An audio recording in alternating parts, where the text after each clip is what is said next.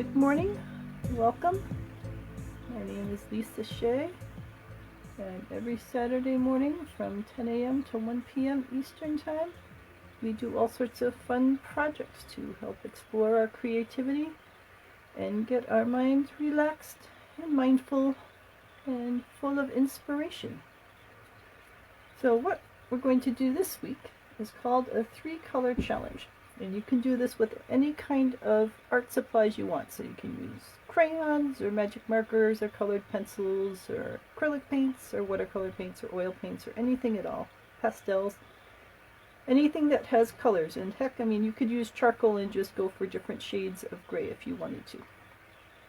But the idea here is that you randomly choose 3 colors without any sort of preconception or selection criteria, and these colors could work together well, or they could be sort of strange colors to go together, and then you see what you can make out of.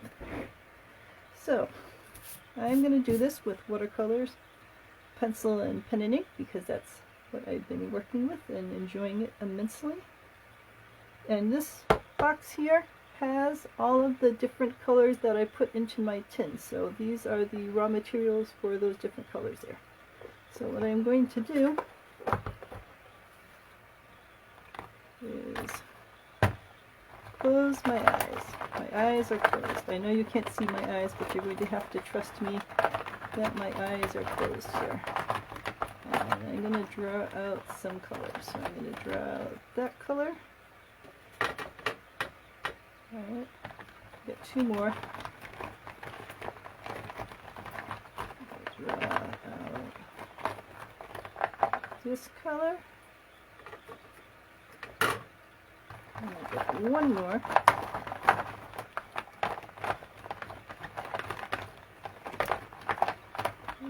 and I'm going to draw out this color. Right, I'm going to open my eyes. Oh, interesting. Alright, so I have chosen bright orange, crimson, red lake, and cobalt blue. Okie dokie. Well, this is going to be intriguing. Alright, so the whole point of this process is to do something that gets you a little out of your comfort zone. And these are definitely not colors that I would normally use together. And I rarely even use cobalt blue, and I rarely even use crimson lake. And actually I noticed that I put this upside down from when I usually put it, so I'll just rotate this around. And you can see that my previous challenge was done with purples, or I think it was a violet and a rose and a yellow. And that one was a little easier on me. But what I'm going to do is wet some paper towel. As much as I normally love to reuse these extra colors that I have left over, I need a spot for mixing. And it would not be fair to leave some leftover color there and to use it in this new project.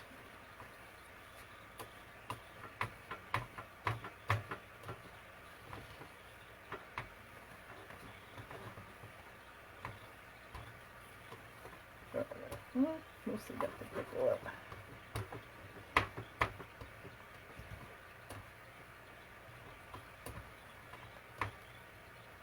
There we go. Alright, so now we got some mixing here. I'm leaving the gold, silver, and bronze in the corner, not to use them, but because I find it useful to have little bits of those, because sometimes I like dabbing a little metallic stuff into my normal paintings, and I don't want to destroy that. Alright, so we've got orange.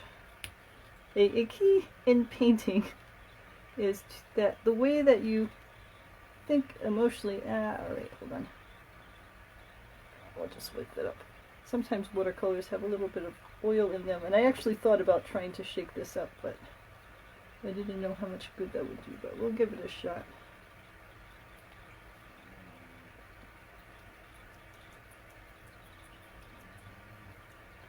Alright, see if that helped any. Oh, it's still pretty brown. There we go. Alright, so we got orange. Put it here. Yeah, cobalt blue. Probably should have shaken it up after the orange experience. There's just some colors that do that. Cobalt blue.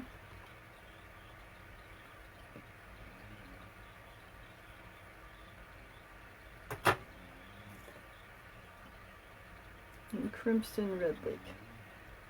And I use colors from a number of inexpensive sets. So the orange is from Reeves, and the cobalt blue and the Crimson Red Lake are from Royal Langle. I used to always call them Royal Langdon, but I'm pretty sure it's Langle. My eyes don't work well with little tiny letters anymore to try to read them. Alright, so step one. When you are working with colors, it's a good idea to see what the colors look like on the paper, because the way that they look there on their wet form is not necessarily what they're actually going to look like when they're on a piece of paper.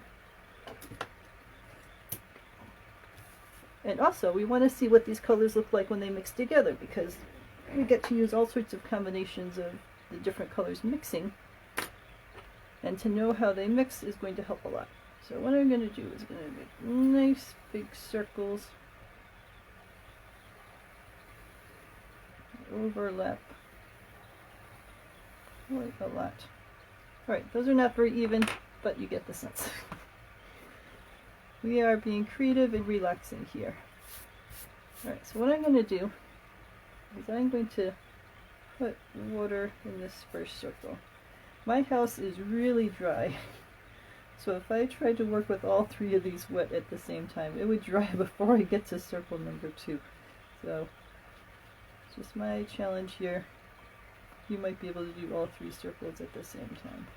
So we're going to make this nice and wet, so we get lots of mixing of things. Well, maybe if I make it really, really wet, I can do all 3. Let's give it a shot. So the idea here is to get a sense of what these colors look like, and how they blend together to make new colors, and that'll give us a range of possibilities to then think about what kinds of things we want to do. So whatever colors you choose, I would do some sort of a mixing and blending exercise. And you can do this with pretty much anything, with crayons or all different kinds of paints or pastels or anything. So you want to see what they look like on their own, and you want to see what they look like in a mix. Alright, so let's put the red over here. So we'll put it a little darker over here, and then we'll put a little lighter over there, and that way we can see. And it's okay that it's blending out like that, because we're going to want to have these blend. Alright, so we got a range of colors for that. Red. Let's try the blue. Alright, blue's a little on the thick side.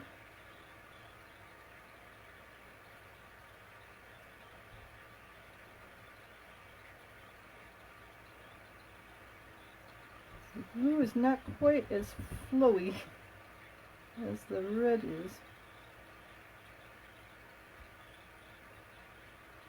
But it seems to make a pretty nice purple over here in the middle.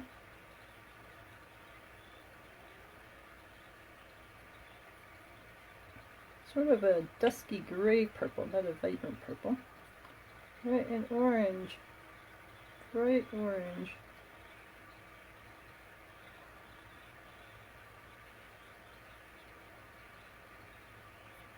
And orange plus red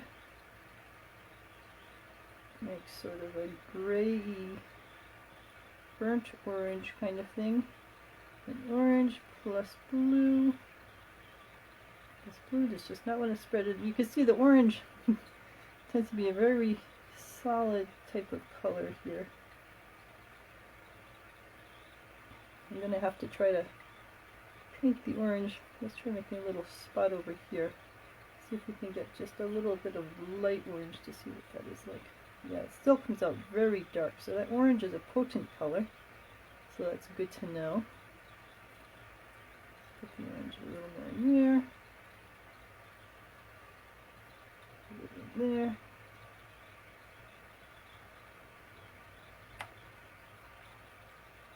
Alright, let's put a little more of this red. Let's try to get this purple here. Here.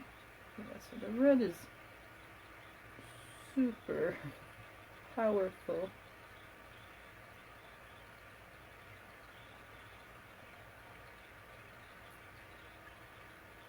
Yes, the red overwhelms a lot in here.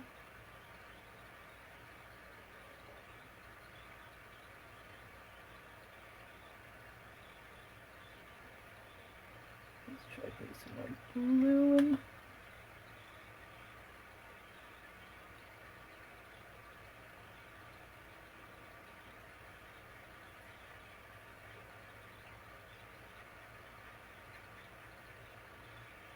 So it's sort of a dusky purple.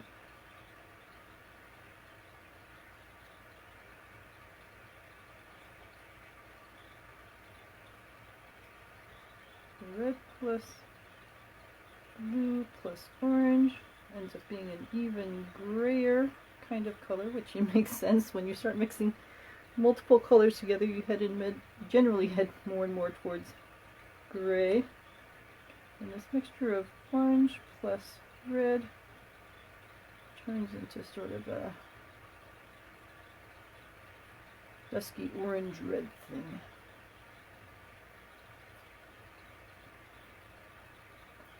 And the whole orange plus blue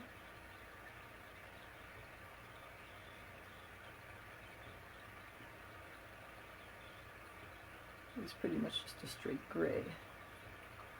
Which makes sense because orange is red and yellow, and if you mix red, yellow, and blue together, you get a gray. But just more of a brown in there. We'll go for a brownish gray.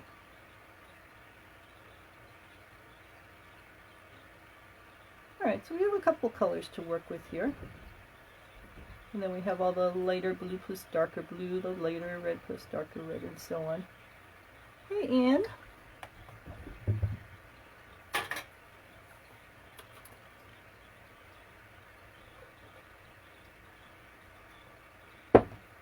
Good to see you. So what I am doing is a 3-color challenge, but you are welcome to do whatever you want to do while you hang out with me for the morning.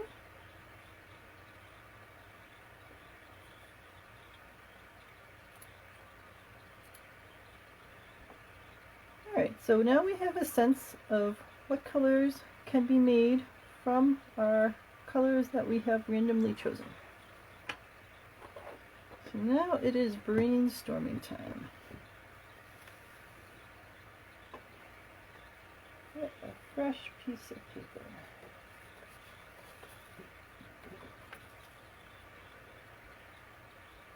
So, like that. Orange and blue. So blue could be a sky. The orange and red could be flowers. So we could go with the traditional sky with flowers. Usually when I do flowers in a field of flowers, I don't put a sky in, I just let it be the natural color. But the blue can be so light that I should be able to do my normal style of painting and have a blue sky above it. So let me stick, as I'm thinking about this, a piece of cardboard under here so that as I go off the edge of the paper and I'm not getting all over my desk.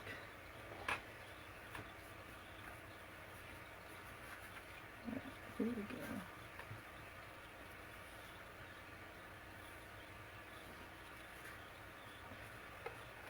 Alright, ponder. We're going to do a field of flowers with a blue sky, We'll start with the sky because we'll want to get that a chance to dry before we go on and put flowers on top of it. And we want to make it really light. So first we're going to make the entire sky wet. You, of course, should do whatever you want to do based on whatever colors you drew.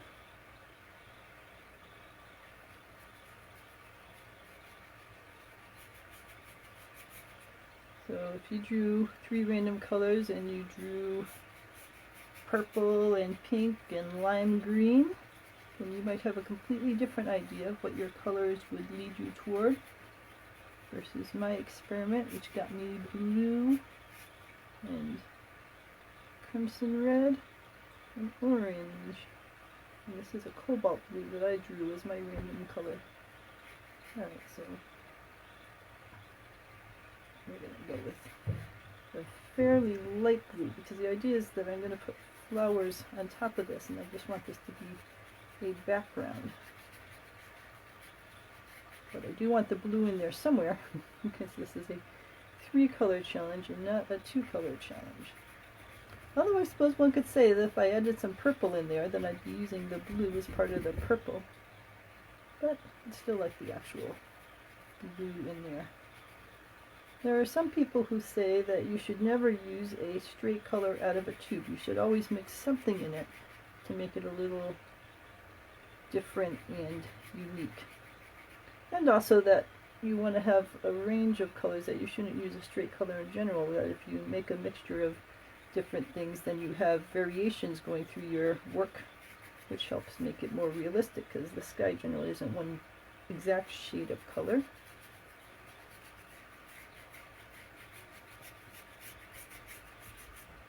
That is up to you.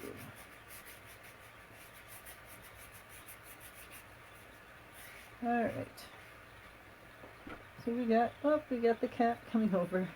Oh, sweetie. You are such a good kitten. Yes, please don't step on the keyboard. Oops, careful. You're right over there. Alright, that's fairly light.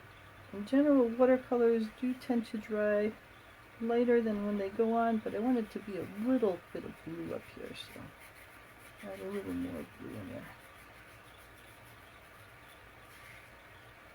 Alright, got a blue sky. Just trying to get a hair off of there. Alright, blue sky. Next up, I like to make the bottom area of a field of flowers to use wet on wet, which means I make the paper wet and then I add in wet paint into it because it gives it that soft, fuzzy feel like an out of focus background. So next I'm going to use just plain water and paint the bottom in so that the bottom area gets wet.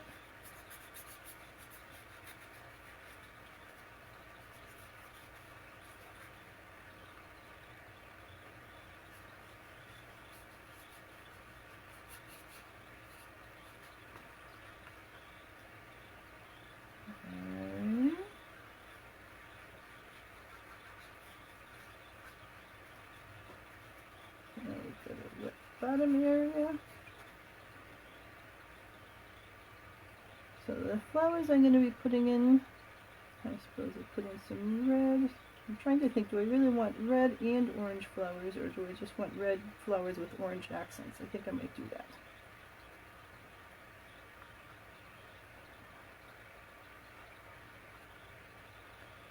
So these are going to be soft and fuzzy, so I'm not trying to make anything too distinct.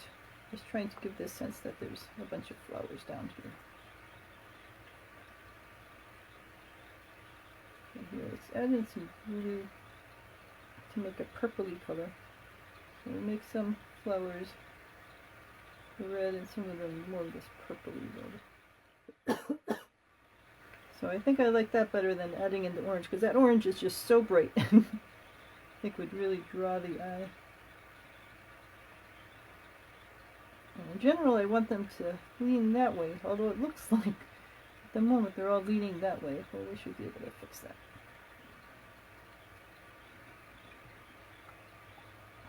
Let's try adding some little orange highlights in here.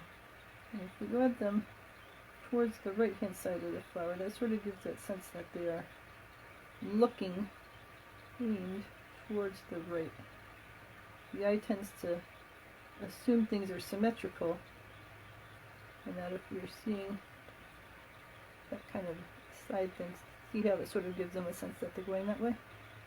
Alright, and then we need stems, but we don't have a green, but what we do have is this orange-blue combination. So if we take a little bit of the blue, it's a very stiff color apparently, and mix it down over here with the orange. This makes sort of a brownish color, and that could be used for stems.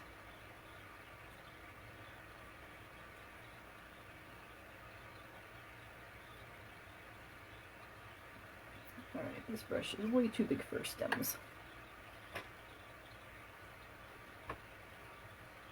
So put that down and get a littler brush. A littler, better brush. There we go.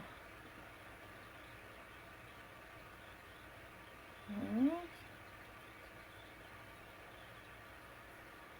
So who knows what we'll do with that. We'll have to make a couple more of those so it looks less like a mistake, more like a part of the process.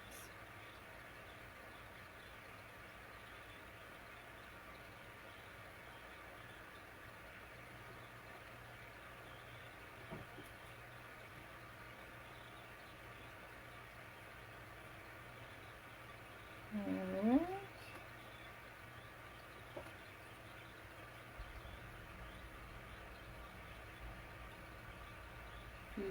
Leaves in here.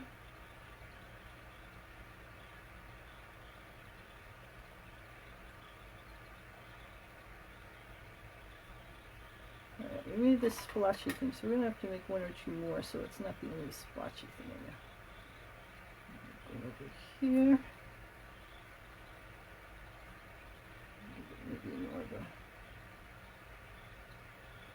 definition.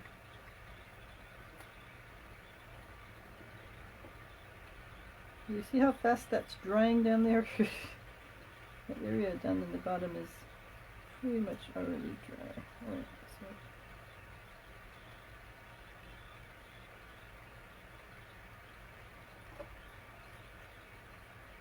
now the splotchy thing doesn't seem quite as alone.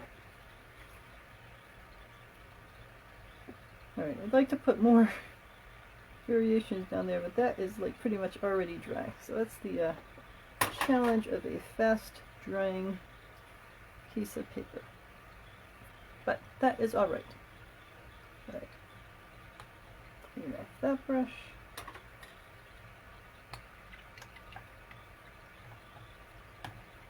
That brush.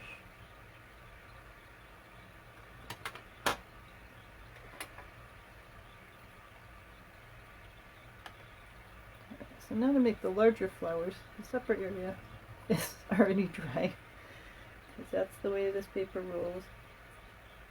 So now we can make the larger, darker, more distinct flowers. And again, I want them to aim this way towards the imaginary sun, which is up in this corner. So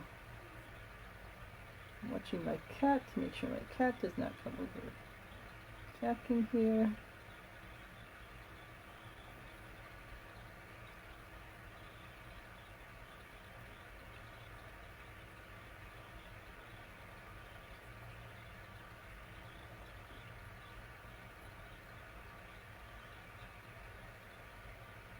So I'm just rolling the brush around, create some sort of a flower shape.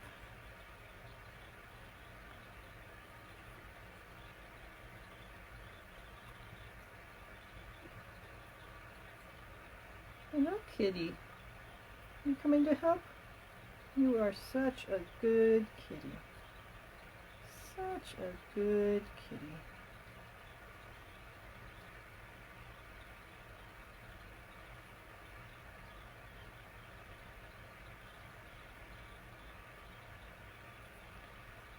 Let's make a couple random flowers here.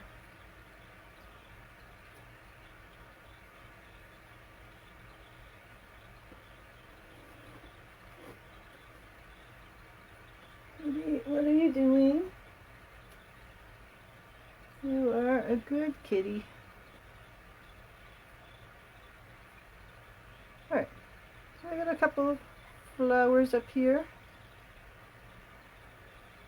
That will be fine. And I want to give them a little bit of a darker inside of the petal area, so I'm going to take some of this little darker stuff, mix it with the red. My cat is climbing all over my chair.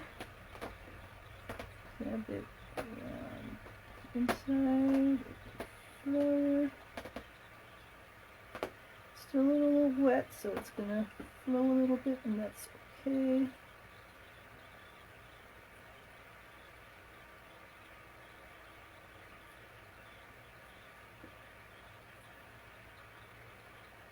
Alright, try to get a dark area of this mix.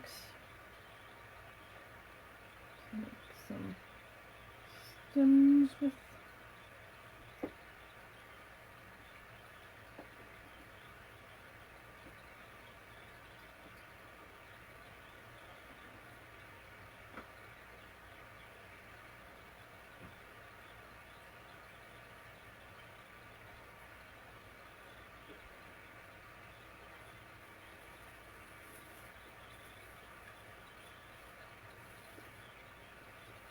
Kitty, do you even want to know where you're going? Kitty. Kitty, I don't think there could be anything in there that I want you to be eating. Alright, well hopefully the cat is digging into my art supplies. Not sure just what the cat thinks it has found in there.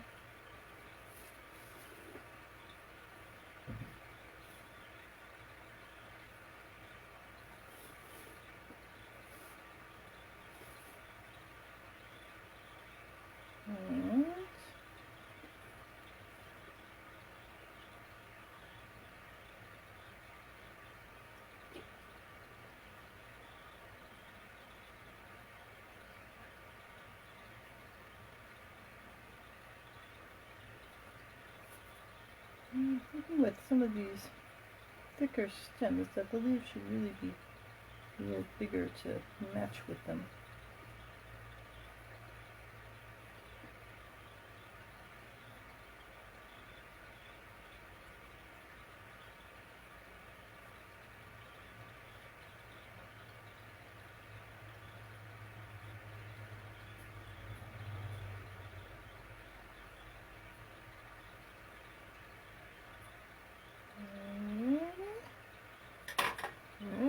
Give that a second. I'm going to take a comment. Alright. I think we'll put a little bit of darkness in the little connectors under the flower.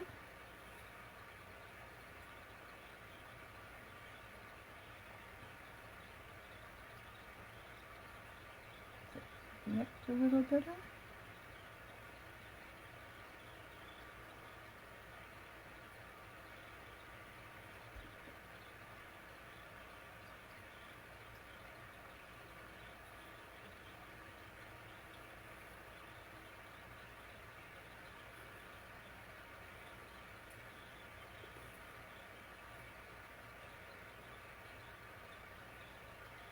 Alright.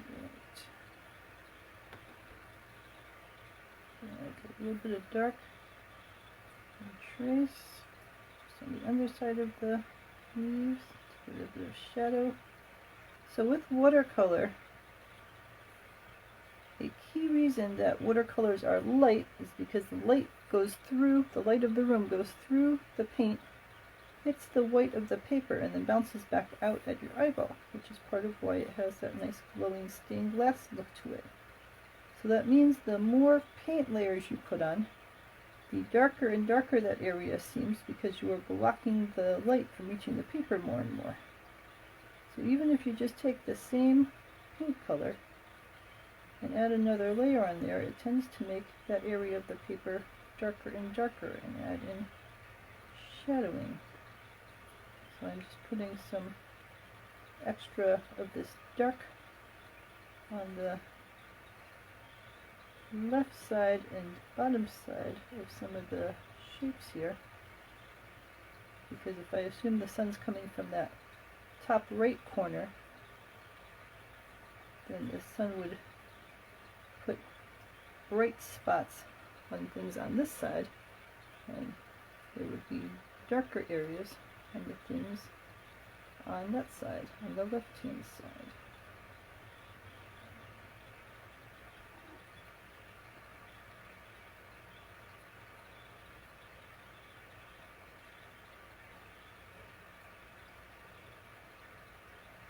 I'm also making the leaves a little pointier.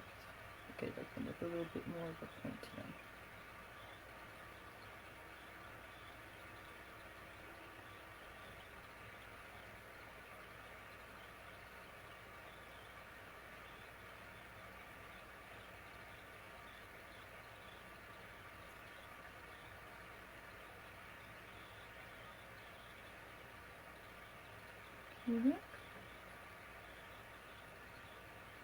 I'd love to hear in the comments how you guys are doing with your 3-color painting.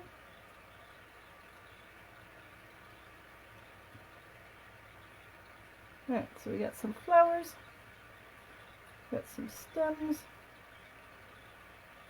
I'd also like to add a couple of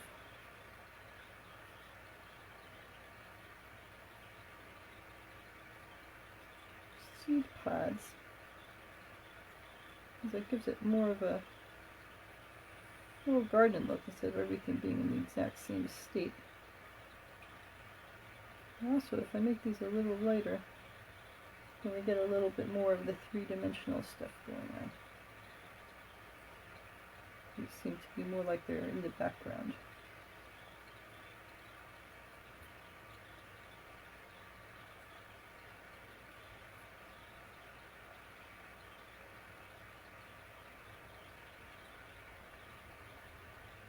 Alright, there we go. So we got flowers leaning towards the light.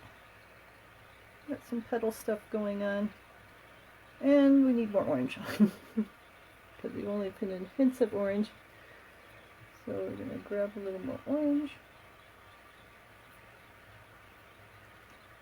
Put it right in the middle.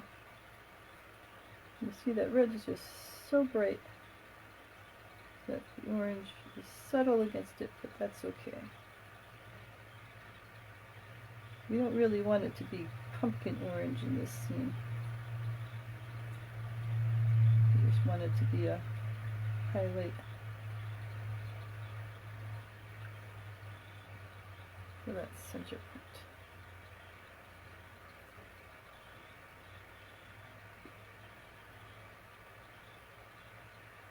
Alrighty. Anything else we could add? You can start to go crazy about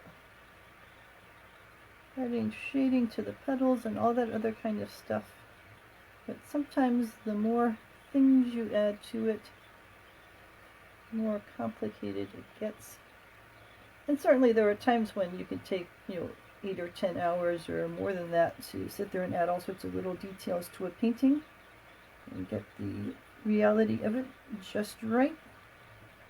But we are doing a creativity workshop here. So the idea is more just to get a sense of how this works and to try a couple of techniques and see where you go with them.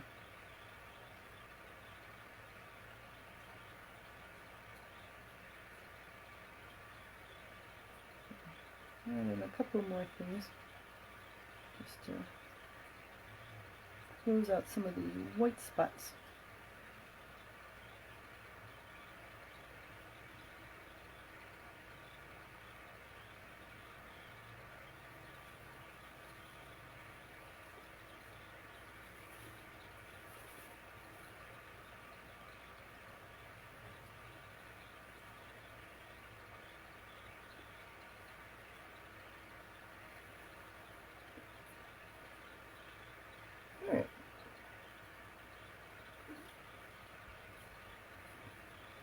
Alright, so in general,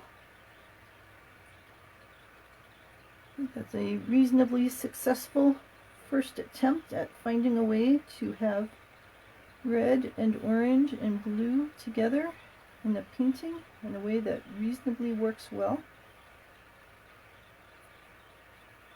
So you might not think of the stem color as being one of those three, but it came out of a mixture of them. So it's part of where doing these kinds of blending challenges helps you learn more about how these different colors blend and how you can make all sorts of different shades. When you blend more and more, then you can get ranges of colors, and that makes flowers look more realistic and pretty much anything look more realistic when you have a range of the purples instead of just squishing purple out into a bin and only working with the solid straight color. Alright, so let's slide these over here.